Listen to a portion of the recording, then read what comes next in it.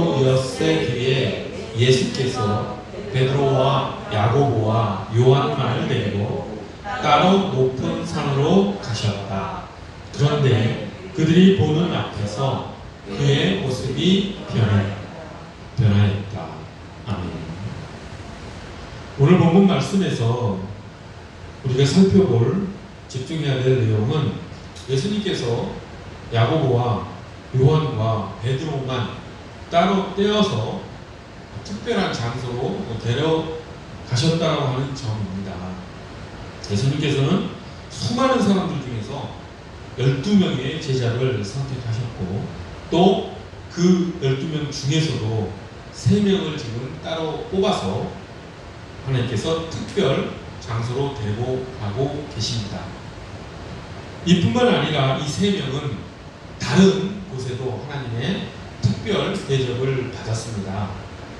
예수님께서 공생의 기간 회당장 야이로의 딸을 치료하실 때 예수님께서는 이 3 제자만 데리고 그 회당장 집 안으로 들어가 그 딸을 치료해 주신, 죽은 딸이 다시 살아나게 하신 그 현장도 이 3 제자만 데리고 가셨습니다.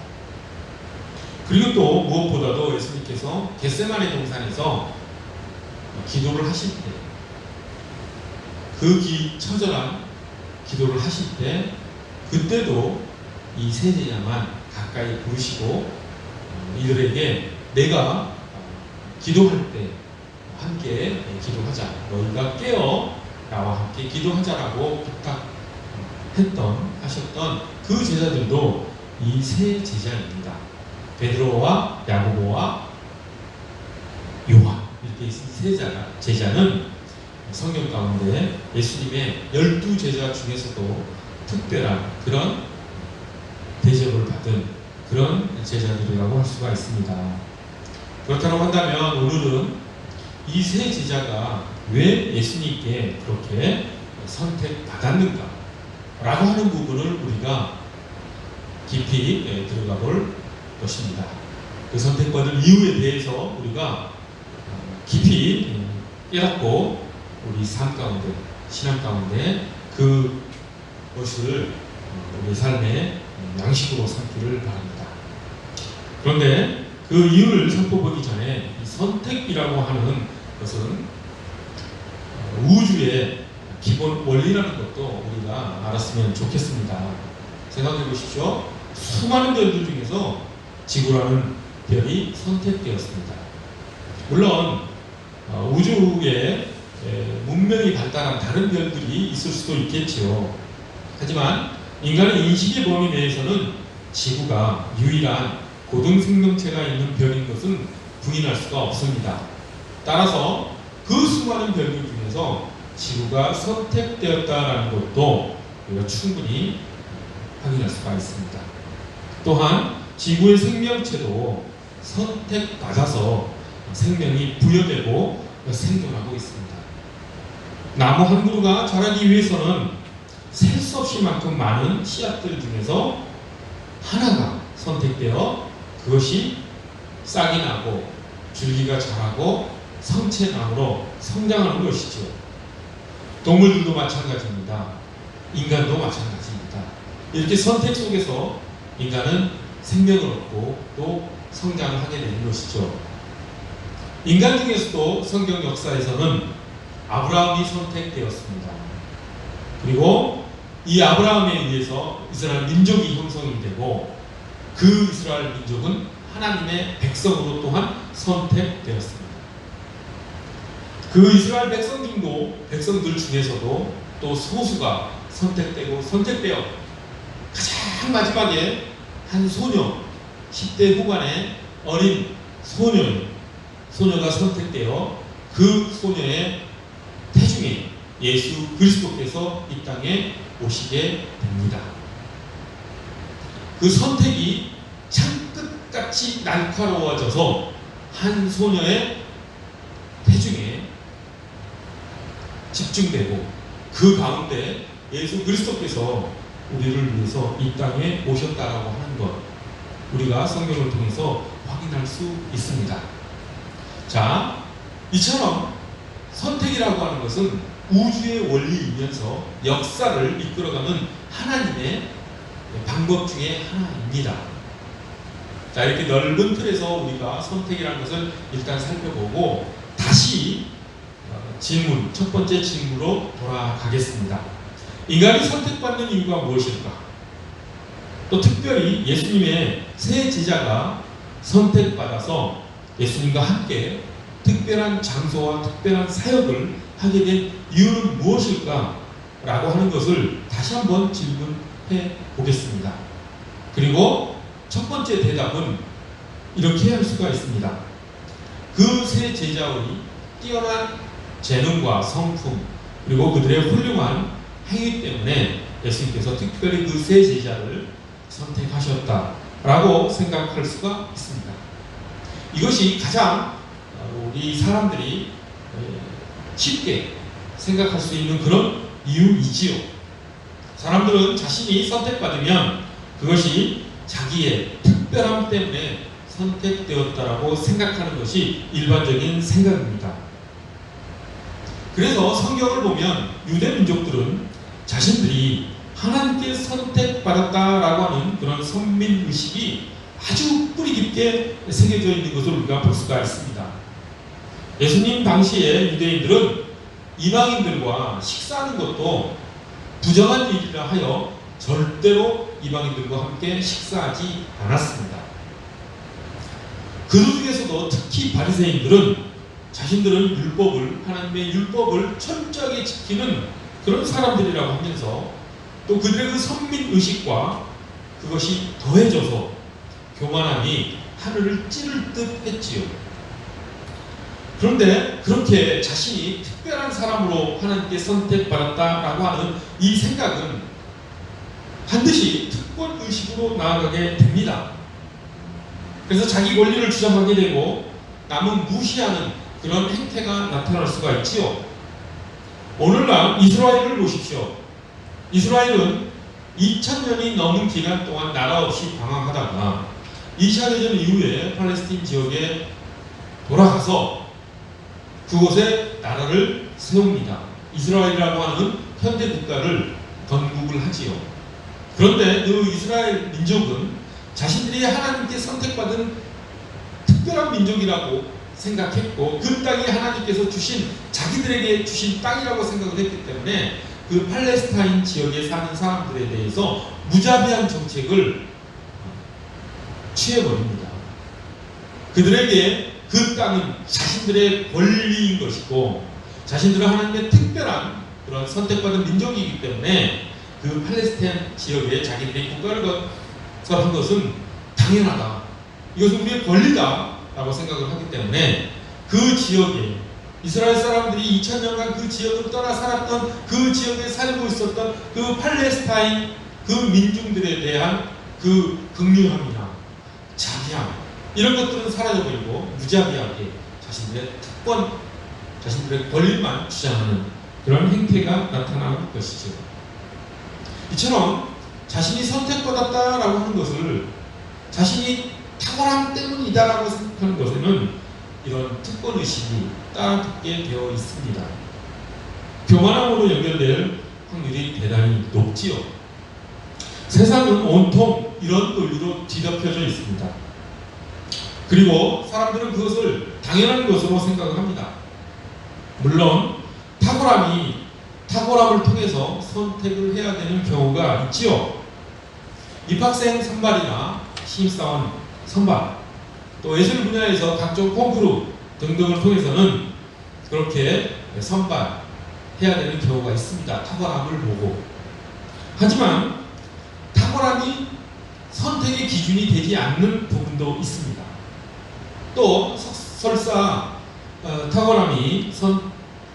탁월함으로 자신이 선택되었다라고 해서 그것이 교만함으로 연결될 이유는 또 없겠지요. 자, 내가 어느 가정에서 태어났느냐, 또 내가 어느 나라 사람이냐, 내 인종이 무엇이냐라고 하는 것은 자신의 탁월함과는 아무런 관련이 없는 그런 선택입니다. 그리고 또한 엄밀하게 따지면 그 탁월함을 낳게 하는 재능도 자신이 만들어낸 것이 아니죠. 재능도 하나님께서 주신 것이라고 하는 것을 우리는 깊이 자기 자신을 바라보면 알 수가 있습니다. 그렇기 때문에 재능으로 인한 탁월함도 자신이 잘났기 때문에, 자신이 훌륭하기 때문에 선택받는 그런 이유다, 원인이다, 이렇게 말할 수가 없는 것이죠. 물론 재능을 받았다고 해서 모든 사람들이 다 탁월해지는 것은 아닙니다. 자신의 노력이 필요하겠죠. 그런다 하더라도 그 노력조차도 어떤 사람은 타고난 것이다, 노력도 재능이라고 얘기할 정도로 최근에 어떤 연구 결과를 제가 본 적이 있습니다. 그렇기 때문에 우리 그리스도인들은 모든 것은 하나님께서 주신 것이구나, 그것에 감사해서 나에게 주어진 것이 무엇이든 성실하게 그 일을 행하여 나가며 살아가는 것이 진정한 그리스도인의 삶이 아닌가 생각을 해봅니다.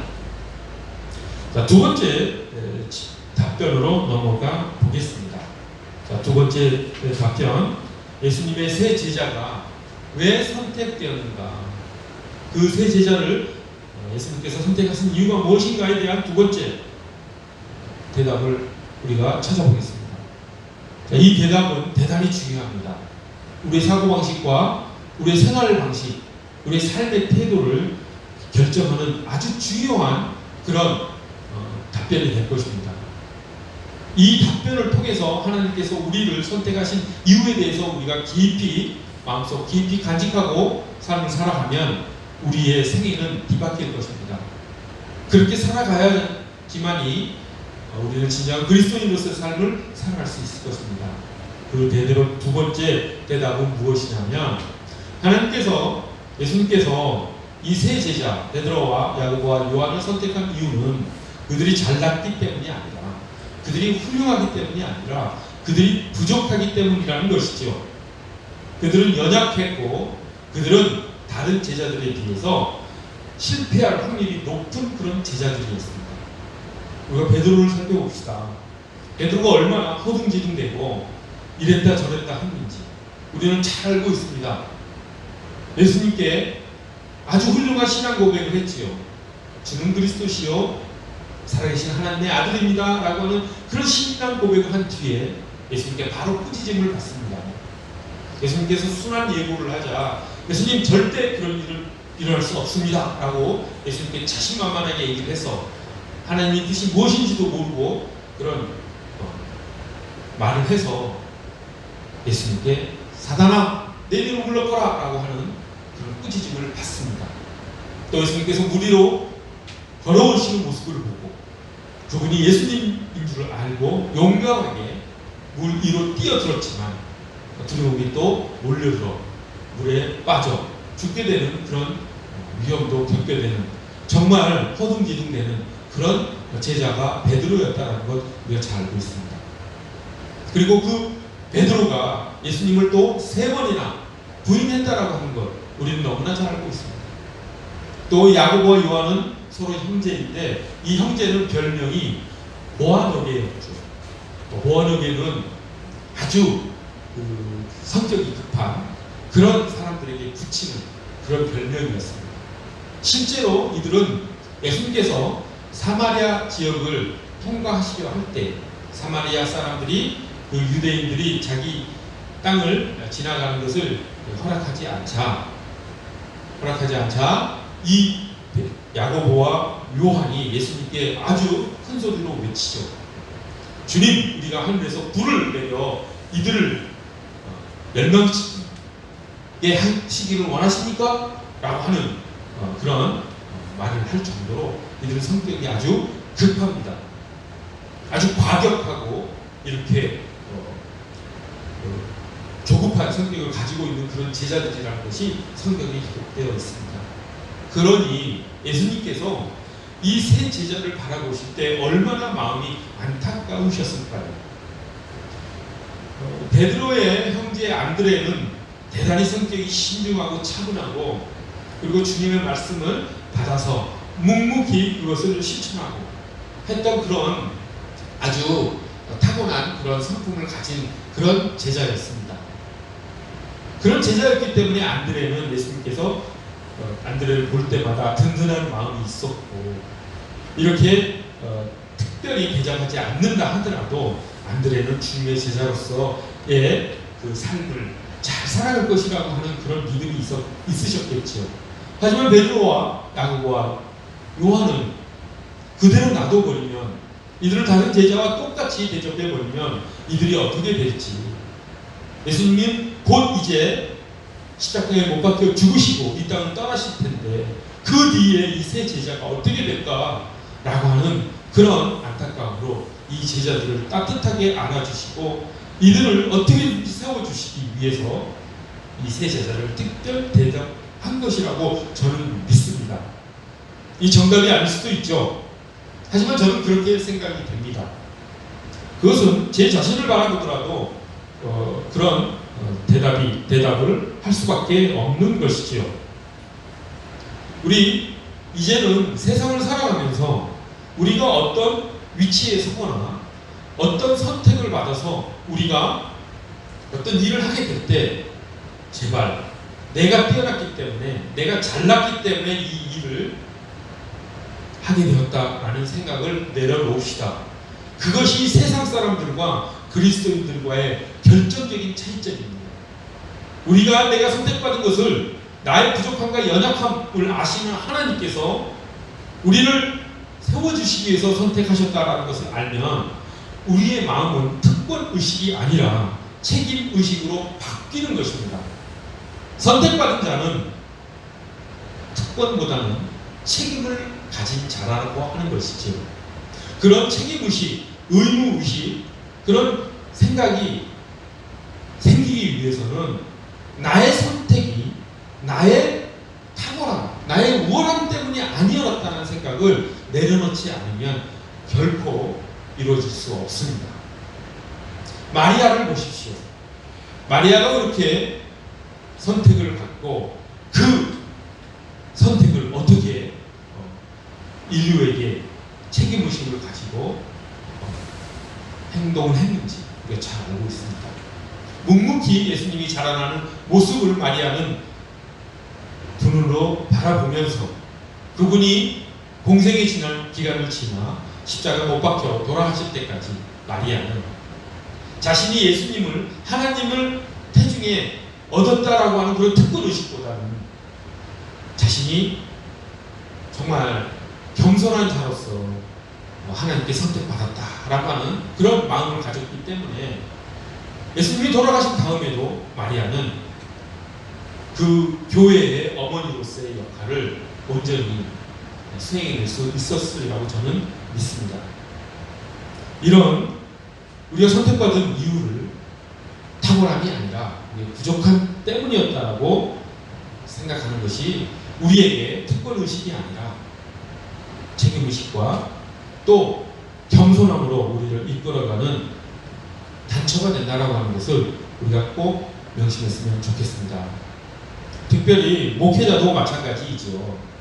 목회자가 한 교회의 목회자로 선택받는 것은 그 목회자가 인격이 훌륭해서 또는 도덕적으로 뛰어나서 주님께서 목회자로 삼은 것이 절대 아니라고 하는 것. 그것은 모든 목회자가 다 스스로를 바라볼 때 다 인정할 것입니다. 물론 목회자로서의 재능은 있어야 되겠지요. 하지만 그 재능도 주님께서 주신 것임을 또한 잘 알고 있습니다.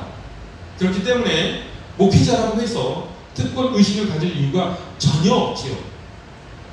따라서 우리가 교회를 다닐 때 목회자가 훌륭해서 그 교회 다닌다라고 하는 것은 대단히 위험한 신앙입니다. 목회자를 바라봐서는 안 되지요. 그를 사용하시는 하나님의 손길을 바라봐야 합니다. 특별히 목회자의 자녀들은 더욱 조심해야 될 것입니다. 모든 사람은 부족하고 연약한 존재입니다. 그렇기 때문에 목회자 부모의 허물이 나타날 수밖에 없습니다. 자녀들은 그 허물을 볼 수밖에 없지요. 만약 어떤 목회자는 그런 허물을 자녀에게 보이지 않았다라고 한다 하더라도 그것은 그 그 목회자의 성품이 신중하고 조심스러운 성격이었기 때문에 그런 것이지, 그 목회자에게 허물이 없고 온전한 사람이었기 때문에 그 목회자가 자녀에게 허물을 안 보이는 것이 아닙니다. 그 아무리 훌륭한 목회자일지라도 그 본성은 하나님 앞에서 부족할 수밖에 없는 것이 인간의 한계이라고 하는 것을 좋은 목회자일수록 더 잘 압니다. 혹시 여러분들이 목회자의 허물을 보게 된다면 주님의 은혜를 생각하시고 주님께서 그 목회자를 이끌어 가실 것이라는 것을 믿으며 기도해 주십시오.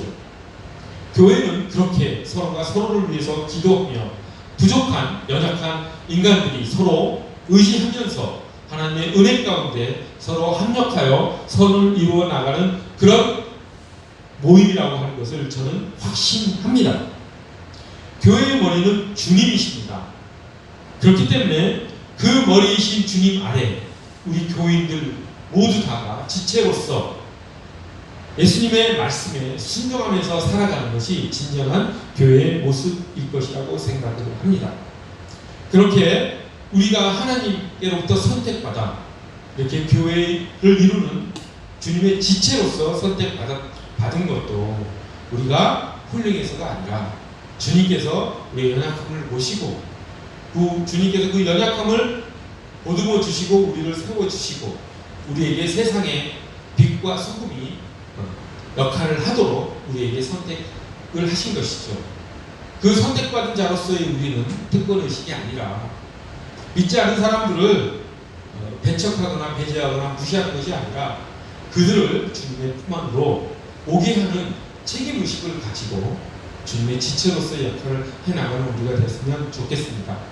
예수님의 세 제자는 그렇게 예수님의 보살핌을 받았기 때문에 결국 주님의 부활 이후, 주님의 승천 이후 순교의 자리까지 나아가는 온전한 주님의 제자로서의 역할을 감당할 수 있게 되었습니다. 우리도 그렇게 주님의 이 세 제자처럼 주님의 그 따뜻한 사랑을 받아 감사함으로 주님 앞에 나아가는 우리 모두가 되기를 간절히 소원합니다. 기도하겠습니다. 거룩하고 자비로우신 하나님 아버지, 우리가 무엇 잘난 것이 있어서 주님께서 우리를 부르신 것이 아닌 줄을 저희도 믿습니다. 하나님께서 주시는, 값없이 주시는 한량없는 은혜로 말미암아 저희가 하나님께 부르심을 받았고 하나님의 은혜 가운데 살아감을 저희가 알고 있습니다. 하나님 감사함으로 하나님께 나아갈 수 있도록 하나님께 주신 그 은혜를 저희가 세상에 널리 전하는 책임을 가진 그리스도인으로서의 삶을 살아가도록 저희를 붙들어 주시고 저희를 인도해 주시옵소서. 주님의 능력과 은혜로 말미암아 온전한 그리스도인이 될 때까지 주님께서 저희를 지켜주시고 붙들어 주실 것을 믿사오며 예수 그리스도 이름 받들어 기도드립니다.